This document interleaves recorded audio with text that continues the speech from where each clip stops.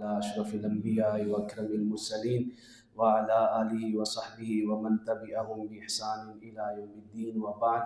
اللہ رب العزت کے فضل و کرم سے، اس کی توفیق خاص سے رات کو 16 پارے جو ہیں مکمل ہو چکے ہیں۔ 16واں پارہ مکمل اور 17ویں پارے کا پہلا رکن جو ہے وہ مکمل ہو گیا ہے۔ سورہ کہف جو ہے رات کو اس کا کچھ حصہ پڑھا گیا، اس میں تھرڈ لاسٹ اور فورتھ لاسٹ جو رکوع ہیں دو، اس کے اندر اللہ رب العزت نے حضرت موسیٰ اور حضرت خضر علیہم السلام ان کا واقعہ بیان فرمایا۔ کیا یہ واقعہ جو ہم نام لے رہے ہیں یہ تفاسیر میں آیا، یعنی علماء نے لکھا صرف، یا حضور نبی کریم علیہ السلام سے یہ نام ثابت ہے؟ صحیح بخاری شریف کے اندر ایک کتاب العلم کے اندر مناظرہ ہے اور ایک کتاب التفسیر میں اسی آیات کی تفسیر کے اندر مناظرہ ہے۔ کتاب العلم میں دو صحابہ کرام کے درمیان مناظرہ ہے، ایک حضرت حور ابن قیس اور ایک حضرت عبداللہ ابن عباس، جن کو حضور نبی کریم علیہ السلام نے فرمایا کہ یہ ترجمان القرآن ہے، یہ میری امت کے سب سے بڑے مفسر قرآن ہے، قرآن کی تفسیر کرنے والے۔ ان کے درمیان آپس میں یہ مناظرہ چل رہا ہے کہ یہ جو جس کی طرف حضرت موسیٰ علیہ السلام کو بھیجا گیا تھا اس کا نام کیا تھا؟ حضرت عبداللہ ابن عباس جو ہیں وہ یہ فرما رہے تھے کہ ان کا نام خضر تھا۔ حضرت حور ابن قیس کیا کہہ رہے تھے، کس کا نام لے رہے تھے؟ روایات کے اندر یہ نہیں آیا کہ انہوں نے کیا کہا۔ ابھی یہ مناظرہ چل رہا تھا تو پاس ہی سے حضرت ابی ابن کعب گزرے۔ حضرت عبداللہ ابن عباس نے فرمایا کہ ہمارا آپس میں یہ بحث چل رہی ہے، کیا آپ نے کوئی اس کے بارے میں حضور نبی کریم علیہ السلام سے کوئی حدیث مبارکہ سنی؟ تو آپ نے فرمایا سمعت رسول اللہ۔ کیا فرمایا؟ سمعت رسول اللہ۔ جب سمعت لفظ آ جائے تو مطلب کیا ہے کہ اس کے اندر ایسا کوئی شک نہیں کہ ہم کہہ سکیں کہ یہ کوئی اسرائیلی روایت ہے۔ اسرائیلی روایت کا مطلب کہ تورات سے لی گیا واقعہ ہے یا انجیل سے لیا گیا واقعہ ہے، نہ۔ جب سمعت رسول اللہ آتا ہے تو مطلب کیا ہے کہ خود براہ راست انہوں نے کس سے سنا؟ حضور نبی کریم صلی اللہ علیہ وآلہ وسلم سے سنا۔ آپ فرماتے ہیں کہ میں نے حضور سے سنا تو حضور نے فرمایا کہ حضرت موسیٰ علیہ السلام کو جن کی طرف بھیجا گیا تھا ان کا نام خضر تھا۔ کیا نام تھا؟ خضر۔ اور لفظ بعض اوقات یہ بھی بولا جاتا ہے خضر، دونوں ہی صحیح ہیں تلفظ۔ تو لہٰذا یہ نام کس نے دیا؟ ہاں جی، کس نے دیا؟ حضور نبی کریم علیہ السلام۔ کوئی یہ نہ کہے کہ یہ تفاسیری باتیں ہیں، یہ کتابوں کے اندر آئی ہوئی باتیں ہیں، یہ خود کس نے براہ راست فرمایا؟ آقا کریم علیہ السلام۔ دوسرا مناظرہ کتاب التفسیر کے اندر ہے۔ یہ مناظرہ حضرت سعید ابن جبیر اور حضرت نوفل البکالی، یہ دونوں تابعی تھے، ان کے درمیان جاری ہوا کہ یہ کیسے ہو سکتا ہے کہ ایک نبی جو ہے خضر کی طرف جائے، یعنی ولی کی طرف جائے۔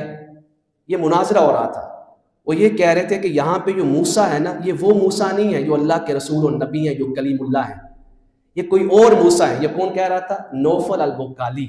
سعید ابن جبیر کہہ رہے تھے نہیں، یہ وہی نبی اور رسول ہیں جو کلیم اللہ ہیں، یعنی حضرت موسیٰ علیہ السلام۔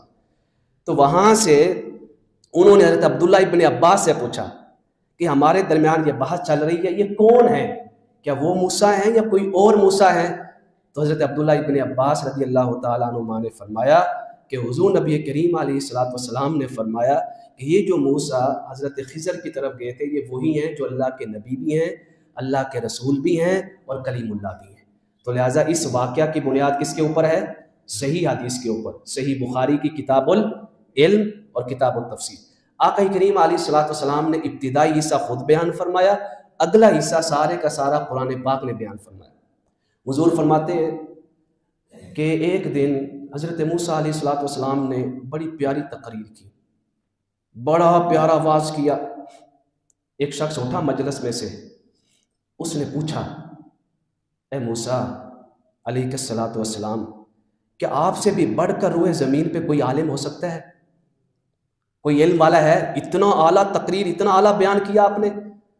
وہاں پہ آپ نے بجائے یہ کہے کہ اللہ اعلم، آپ نے فرمایا نہیں ہے۔ وہاں پہ فوراً وحی آ گئی، فرمایا نا موسیٰ، ہمارا ایک بندہ ایسا بھی ہے جس کو ہم نے اپنی طرف سے خاص علم عطا فرمایا ہے، جس کو علم لدنی کہتے ہیں۔ جب یہ وحی نازل ہوئی تو حضرت موسیٰ علیہ السلام نے دعا کی کہ مولا اس خاص بندے کے ساتھ میری ملاقات کروا دے۔ یہ دیکھیں عاجزی و انکساری، دیکھیں اللہ کی طرف سے وحی آئی، فوراً کس کی جستجو پیدا ہوئی، شوق پیدا ہوا؟ صاحب علم سے ملاقات کا، صاحب علم کا دیدار کا، صاحب علم سے کچھ سیکھنے، اللہ کے نبی اور رسول ہیں۔ وہاں پہ حضور نبی کریم علیہ السلام فرماتے ہیں کہ حضرت موسیٰ اپنے خادم خاص حضرت یوشع ابن نون کو ساتھ لے کے چلے۔ انہوں نے کھانے کے اندر ایک مچھلی رکھ لی، کچھ اور چیزیں رکھ لی۔ قرآن نے فرمایا موسیٰ یہاں پہ یہ مچھلی، مردہ مچھلی زندہ ہو جائے نا، وہیں پہ میرے خاص بندے کے ساتھ آپ کی ملاقات ہوگی۔ چل پڑے، ایک پتھر کے پاس انہوں نے آرام کیا۔ جب آرام کیا تو حضرت موسیٰ علیہ السلام سو رہے تھے، یوشع ابن نون جاگ رہے تھے۔ کیا دیکھتے ہیں کہ اپنے سامنے وہ جو مچھلی بھنی ہوئی ہے، جو پکا کے لائے ہیں ساتھ، اچانک وہ زندہ ہوتی ہے، سمندر کے اندر چھلانگ لگاتی ہے۔ قرآن پاک فرماتا ہے کہ سارابا، جس طرح سرنگ نہیں کھودی جاتی، سرنگ کی طرح وہ سمندر کے اندر رستہ بناتے ہوئے سمندر کے اندر چلی گئی۔ یہ سارا واقعہ انہوں نے دیکھا۔ حضرت موسیٰ علیہ السلام اٹھے، فرمایا چلو یوشع چلتے ہیں۔ لہٰذا صاحب علم کی تلاش میں نکلنا، ان کی ملاقات کے لیے نکلنا کس کی سنت ہے؟ انبیاء کی سنت ہے۔ کس کی سنت ہے؟ اگر ایک ولی نبی کی تلاش میں نکلے تو یہ کوئی زیادہ افضل نہیں ہے، یہ کوئی زیادہ افضل نہیں ہے۔ لیکن اگر ایک نبی ایک صاحب علم کی تلاش میں نکلے، ولی کی سنت سے افضل کس کی سنت ہے؟ نبی کی سنت ہے۔ اللہ تعالیٰ نے علم کی فضیلت کی طرف اشارہ فرمایا۔ تو آگے چلتے ہیں، ایک جگہ بھوک لگتی ہے، فرمایا یوشع کھانا کدھر ہے؟ عرض کیا وما انسانیہ الا الشیطان، مجھے تو شیطان نے بلا دیا۔ وہ جو کھانا ہم لائے تھے، مچھلی کھانے کے اندر تھی، وہ تو فلاں الی الصخرہ، جس پتھر کے پاس ہم نے آرام کیا تھا وہاں سے زندہ ہو کے وہ تو سمندر کے اندر چلی گئی۔ فرمایا یوشع کنا نبغی فارتدا علی آثارہما قصصا، یہ وہی تو مقام ہے جس کی تلاش میں موسیٰ نکلے ہیں، وہیں سے واپس پلٹے، جس رستے سے آئے وہیں سے واپس پلٹے۔ یا واپس پلٹے تو اسی پتھر کے پاس جہاں پہ انہوں نے آرام فرمایا، وہاں پہ ایک سفید چادر لیے ایک شخص سو رہا تھا، وہاں پہ لیٹا ہوا ہے۔ جب آہٹ سنی تو وہ جو لیٹا ہوا شخص ہے نا، اس نے ابھی اپنے چہرے سے چادر بھی نہیں ہٹائی، اس نے آہٹ سنتے ہوئے کہا موسیٰ ہے، موسیٰ ہے۔ نبی کو بھی کشف کے ذریعے اور ولی کو بھی، اگر ہم مان لیں کہ یہ ولی بھی ہیں، بعض علماء نے کہا حضرت خضر علیہ السلام بھی کیا ہیں؟ اللہ کے نبی ہیں۔ اگر ولی بھی مان لیں تو لہٰذا اللہ تعالیٰ نے کشف کے ذریعے ولی کو بھی بتا دیا کہ آج تیری تلاش میں تیرے ساتھ، بلکہ تجھے ہم اعزاز عطا کر رہے ہیں کہ تجھ سے ملنے کے لیے ہمارا پیارا نبی اور پیارا رسول آ رہا ہے، کلیم اللہ آ رہا ہے تجھ سے ملنے کے لیے۔ تو کہا ہاں میں موسیٰ ہوں۔ فرمایا کیسے پتا چلا؟ کہا جس نے آپ کو بھیجا اس نے مجھے بھی بتا دیا۔ سبحان اللہ۔ وہاں پہ دونوں چلتے ہیں، وہ سمندر والے جانتے تھے، سارے کشتیاں جو آتی جاتی تھی ان کو معلوم تھا اس بزرگ کے بارے میں، حضرت خضر علیہ السلام کے بارے میں۔ اس کشتی میں بیٹھ گئے۔ اب یہ تینوں کے تینوں واقعات رزق حلال کی فضیلت کے اوپر دلالت کرتے ہیں کہ رزق حلال آپ کے کاروبار اور آپ کی جاب کی حفاظت کرتا ہے، رزق حلال آپ کے ایمان کی حفاظت کرتا ہے، رزق حلال آپ کے بعد آپ کی آل اولاد کی بھی حفاظت کرتا ہے۔ کشتی میں بیٹھے، نئی کشتی، انہوں نے شروع میں کہہ دیا موسیٰ علیہ السلام آپ میرے ساتھ چلیں گے تو صحیح، لیکن لن تستطیع معی صبرا، صبر نہیں کر پائیں گے، آپ ہر بات مجھ سے پوچھیں گے۔ کشتی میں بیٹھے، نئی کشتی تھی، ایک بھٹی درمیان سے نکال دی، لکڑی درمیان سے نکال دی۔ آپ نے کہا یہ کیا کیا؟ اس کے روزگار کا ذریعہ تھا، نئی کشتی تھی۔ ساتھ ہی آپ نے آگے چل کے جو وجہ بیان کی، میں ساتھ ہی بتاتا چلتا ہوں۔ آپ نے وجہ یہ بیان کی کہ یہ جو کشتی والا ہے نا، یہ مسکین ہے، غریب ہے، ضرورت مند ہے۔ سمندر کے دوسرے کنارے پہ ایک کرپٹ، بے ایمان، خائن، ظالم اور جابر بادشاہ کھڑا ہے، وہ جو بھی اچھی کشتی آتی ہے نا اس کو غصب کر لیتا ہے، اپنے قبضے میں کر لیتا ہے۔ تو لہٰذا جب میں نے اس سے پھٹی ایک نکال دی ہے، ایک لکڑی نکال دی ہے، اب کیا ہے، وہ جو بادشاہ کھڑا ہے نا، کرپشن کرنے والا، بے ایمانی کرنے والا، وہ اس کی کشتی کو غصب نہیں کرے گا۔ اس طرح میں نے اس کی کشتی کو محفوظ کر لیا۔ آگے چلے، ایک بچہ گلی میں کھیل رہا تھا، اس کو مار دیا۔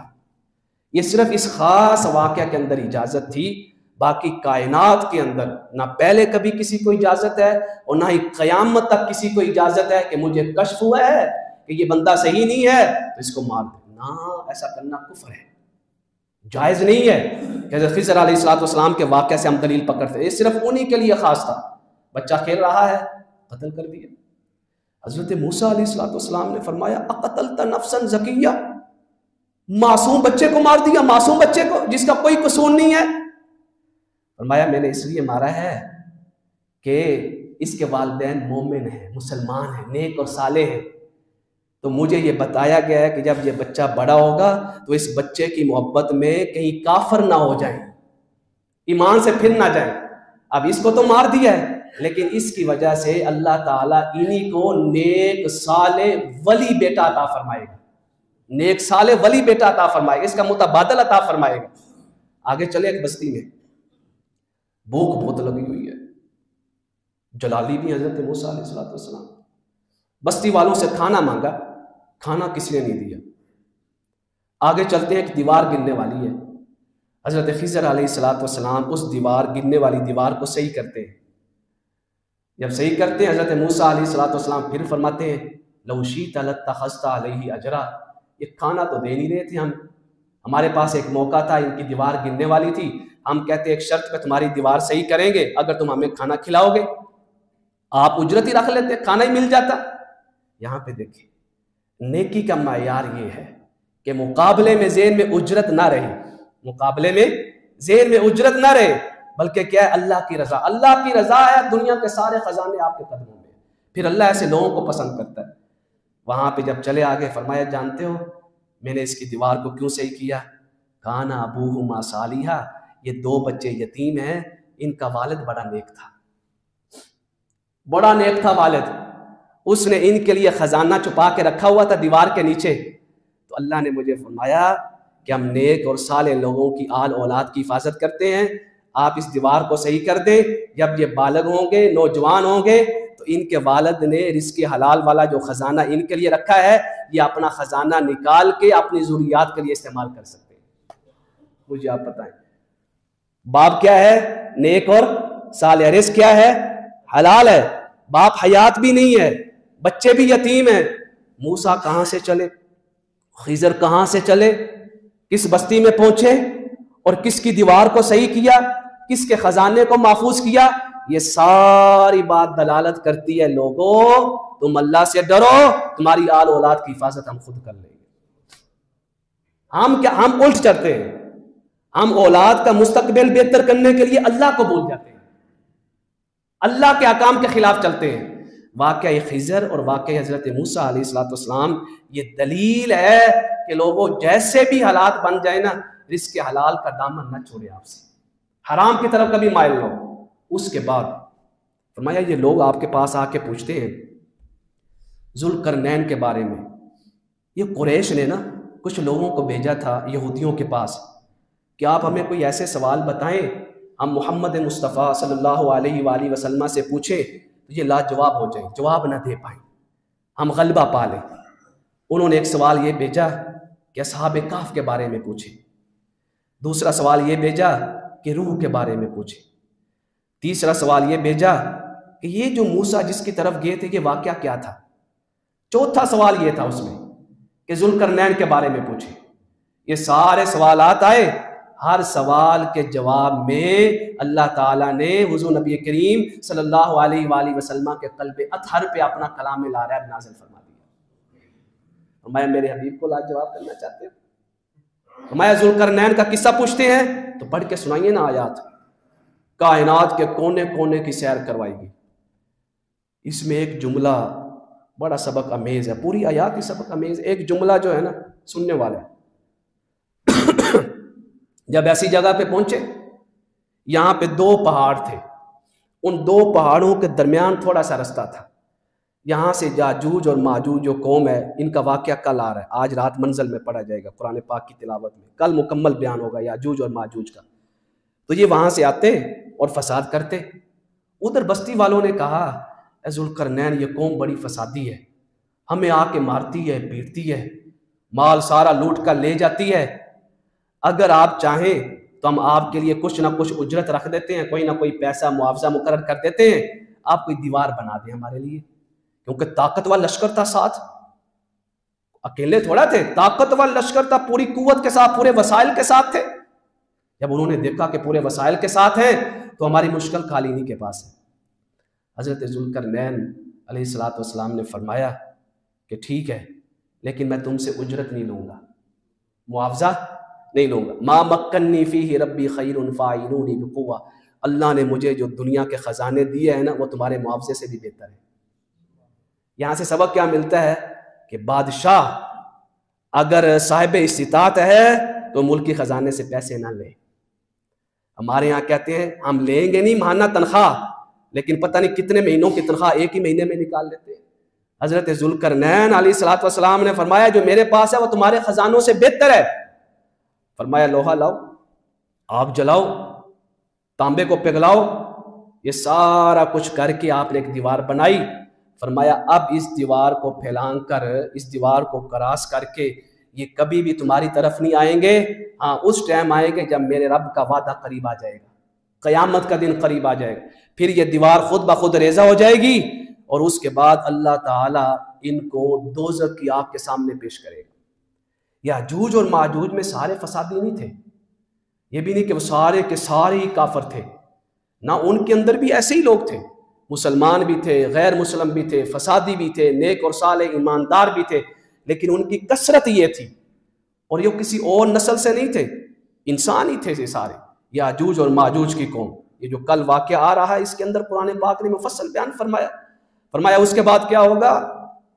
یہ لوگ یہ چاہتے ہیں کہ ہمارے علاوہ ہمارے بندوں کو دوست بنا لے، ان کی عبادت شروع کر دیں، نہ، فرمایا جنہوں نے ہمارے بندوں کو ہمارے علاوہ خدا بنا لیا، ان کی عبادت میں مصروف ہو گئے، دنیا کے اندر ان کی ساری نیکیاں ضائع کر دی جائیں گی۔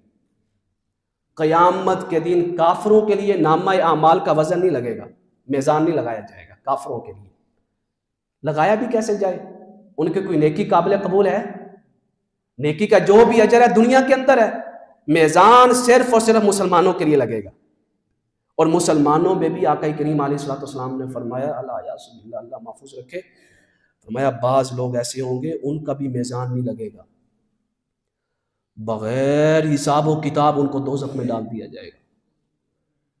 کچھ لوگ ادھر ہوں گے جن کو بغیر حساب و کتاب جنت میں داخل کر دیا جائے گا، ان کے لیے بھی میزان نہیں لگے گا۔ صحابہ کرام نے کہا یا رسول اللہ وہ کون لوگ ہیں؟ فرمایا یہ وہ لوگ ہیں جو دنیا کے سامنے متقی بنتے تھے اور تنہائی میں جا کے ہر قسم کی بے حیائی والا کام کرتے تھے، دنیا کے سامنے جبہ قبہ، امامہ، نمازیں، نیکی کی دعوت، تبلیغ، اپنے آپ کو نیک صالح ثابت کرنا، اور جیسے تنہائی میں جانا ہر قسم کا کرپٹ بے ایمان کام وہ کرنا۔ فرمایا قیامت کے دن آئیں گے، پہاڑوں کا وزن بھی اتنا نہیں ہوگا جتنا ان کی نیکیوں کا وزن ہوگا، اللہ تعالیٰ اتنے وزن کی لائی ہوئی نیکیوں میں سے بھی ان کی ایک نیکی بھی قبول نہیں کرے گا۔ اس کے بعد سورہ مریم، بڑی آزمائش تھی حضرت مریم پہ، مقام بھی بڑا، جتنی آزمائش بڑی اتنا مقام بھی بڑا۔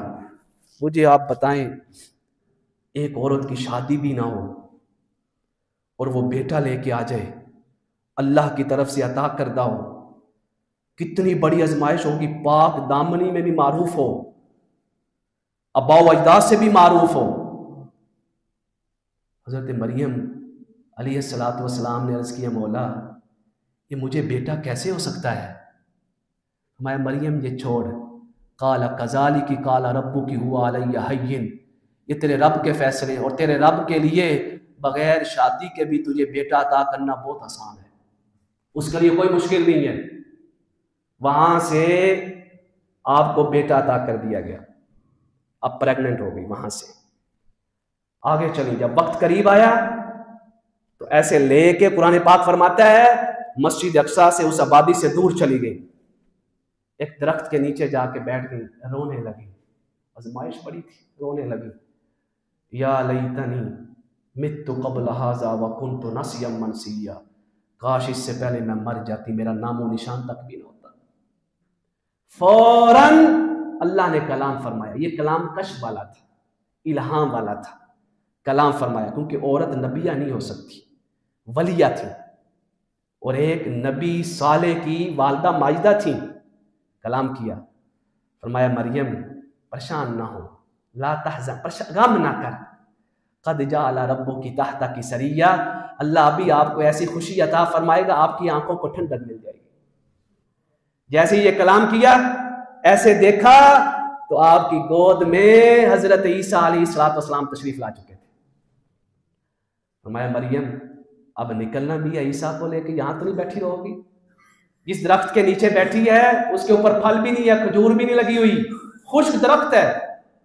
فرمایا مریم اس درخت کو ہلاؤ، وَهُزِّي إِلَيْكِ بِجِذْعِ النَّخْلَةِ تُسَاقِطْ عَلَيْكِ رُطَبًا جَنِيًّا، تر و تازہ کھجوریں آپ کے پاس آئیں گی.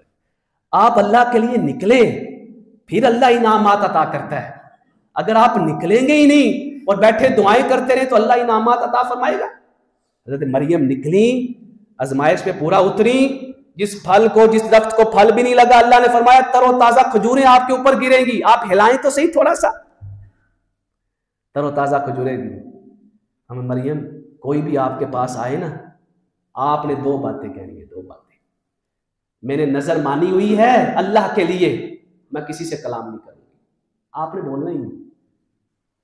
اور اگر کوئی آ جائے، دوسری بات اس کی طرف اشارہ کر دیں، جو ہم نے عطا کیا ہے نا، یہ آپ کا دفاع خود ہی کر لے گا. ماں کی گود میں ہے، آ گئی اپنی قوم کے پاس، یا اخت ہارون، اے ہارون کی بہن. یہ ہارون علیہ السلام وہ نہیں جو حضرت موسیٰ علیہ السلام کے بھائی تھے، نہیں، یہ اور ہارون ہے. یا پھر اس کی ایک توجیہ تعویل یہ ہے کہ ہو سکتا ہے کہ آپ ان کی نسبت سے معروف ہو، یہ خاندان ان کی نسبت سے کیا ہو، معروف ہو، اس وجہ سے کہا اے ہارون کی بہن، تیرا والد تو ایسا نہیں تھا، بڑا پاک دامن تھا، حضرت عمران، تیری والدہ تو ایسی نہیں تھی. لقد جیت شیئا فریا، یہ تو بڑی مشکل چیز لے کے آ گئی ہے. آپ نے فرمایا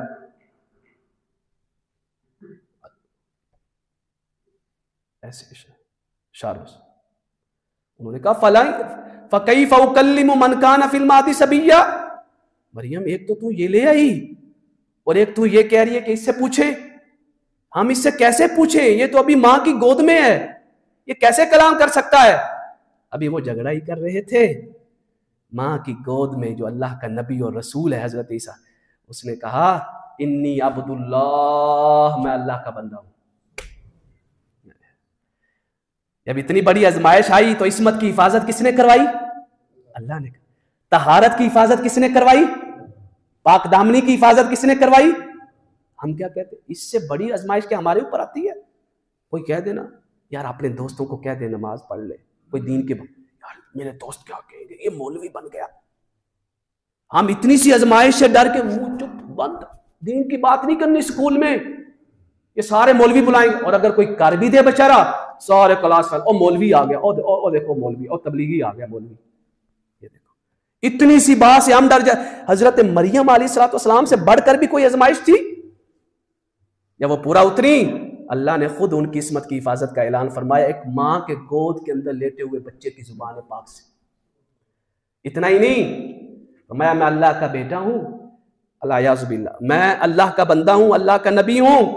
اللہ نے مجھے کتاب عطا فرمائی ہے اور مجھے بابرکت بنایا ہے اور مجھے رسول بنایا ہے اور مجھے اپنی والدہ ماجدہ کا بڑا ادب اور احترام کرنے والا بنایا ہے.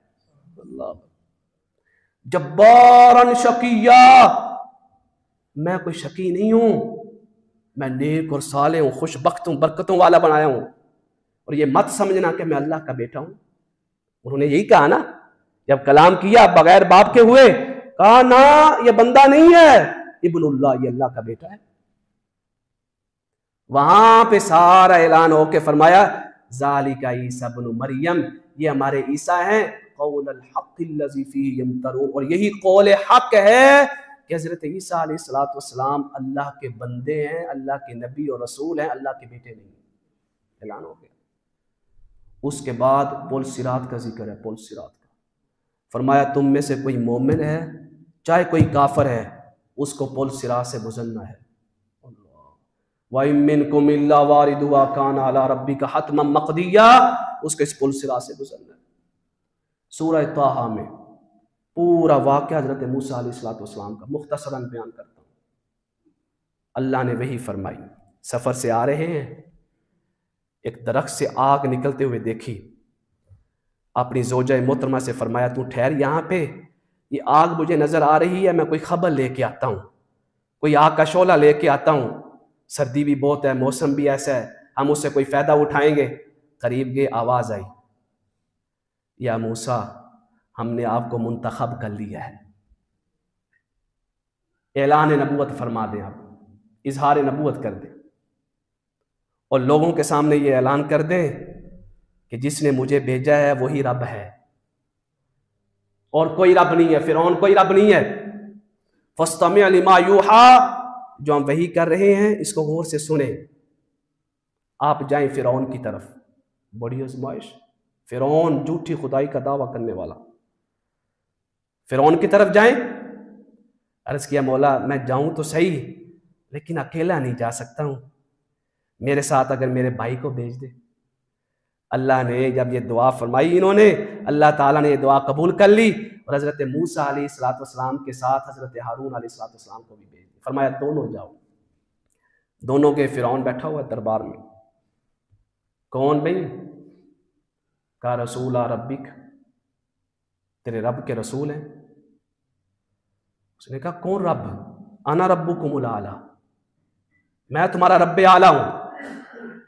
فرمایا نہیں، ہمارا رب وہ ہے اعطا کل شیء خلقہ ثم ہدی، جس نے کائنات کی ہر شے کو پیدا کیا ہے اور تجھے بھی پیدا کیا ہے، وہ ہمارا رب ہے۔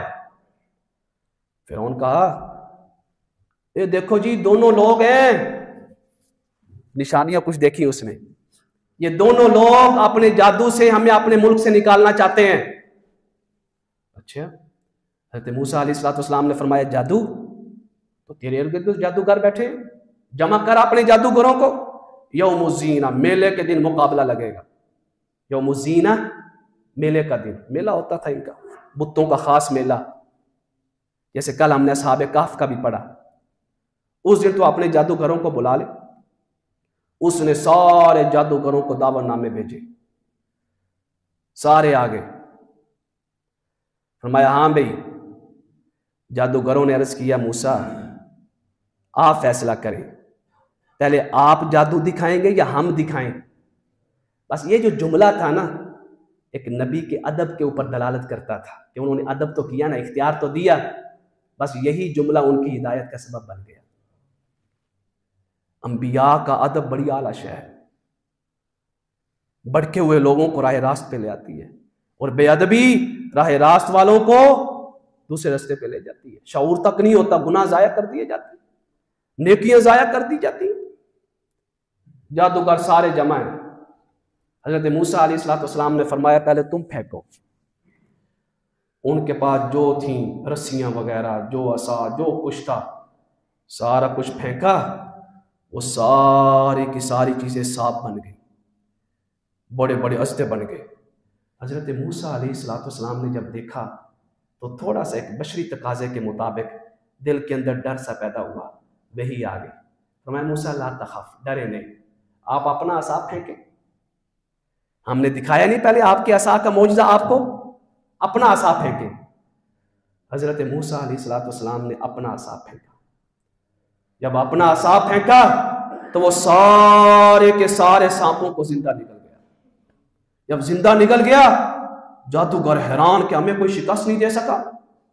یہ جادو نہیں ہے جو موسیٰ نے دکھایا ہے، جادو یہ نہیں ہو سکتا، یہ واقعی یقیناً اللہ کے نبی، اللہ کے رسول ہیں۔ فوراً حضرت موسیٰ علیہ السلام کی نبوت اور رسالت کے اوپر ایمان لے آئے۔ فرعون یہ سارا منظر اپنے دربار میں دیکھ رہا تھا کہ میں نے اپنی فتح کے لیے جن کو جمع کیا ہے، انہوں نے تو حضرت موسیٰ علیہ السلام کی فتح کا اعلان کر دیا۔ ایمان لے، اس نے کہا میری اجازت کے بغیر تم ایمان لے آئے؟ پھر وہی توحید کی قوت و لذت و حلاوت و مٹھاس۔ اس نے کہا میں تمہارے ہاتھ کاٹ دوں گا، میں تمہاری ٹانگیں کاٹ دوں گا، میں تمہیں زندہ جو ہے تمہارے جسموں کو مصلوب صلیب پہ چڑھا دوں گا، پھانسی پہ لگا دوں گا۔ انہوں نے کہا فرعون جو ہم دیکھ چکے ہیں نا، اب ہمیں اپنی زندگی کی پرواہ نہیں ہے، اس کے ساتھ ملاقات کرنے کا انتظار ہے۔ انہوں نے جملہ جو بولا سنیے گا، فَقْدِ مَا أَنْتَ قَادٍ، فرعون جو تیری قوت طاقت اختیار میں ہے تو وہ کر جا، آج کر کے دکھا تو صحیح۔ اِنَّا آمَنَّا بِرَبِّنَا لِيَغْفِرَ لَنَا، آج ہم اپنے ایمان کے اوپر قائم ہیں، آج ذبح ہو جائیں گے پر لا الہ الا اللہ سے نہیں پھریں گے۔ اور اس استقامت کی وجہ سے اللہ تعالی ہمارے گناہوں کو معاف کر دے گا۔ اس نے ذبح کروا دیے۔ فرعون طاقتور بادشاہ، جھوٹی خدائی کا دعویٰ کرنے والا، ذبح کرو۔ منظر دیکھا دنیا نے، وہ ذبح ہو رہے ہیں اور زبان سے ایک ہی کلمہ جاری ہے، لا الہ الا اللہ، لا الہ الا اللہ، موسیٰ رسول اللہ، موسیٰ رسول اللہ۔ دنیا سے چلے گئے توحید کا اعلان کرتے ہوئے۔ یہ توحید کی لذت، حلاوت، مٹھاس اگر ہمیں نصیب ہو جائے نا، تو پھر آقا کریم علیہ الصلوۃ والسلام نے فرمایا تم اپنی آنکھوں کے سامنے، صحیح بخاری شریف کی حدیث پاک ہے، صحیح مسلم کی، اپنی آنکھوں کے سامنے اللہ کے فرشتوں کو چلتا پھرتا ہوا دیکھو گے، اپنی آنکھوں کے سامنے۔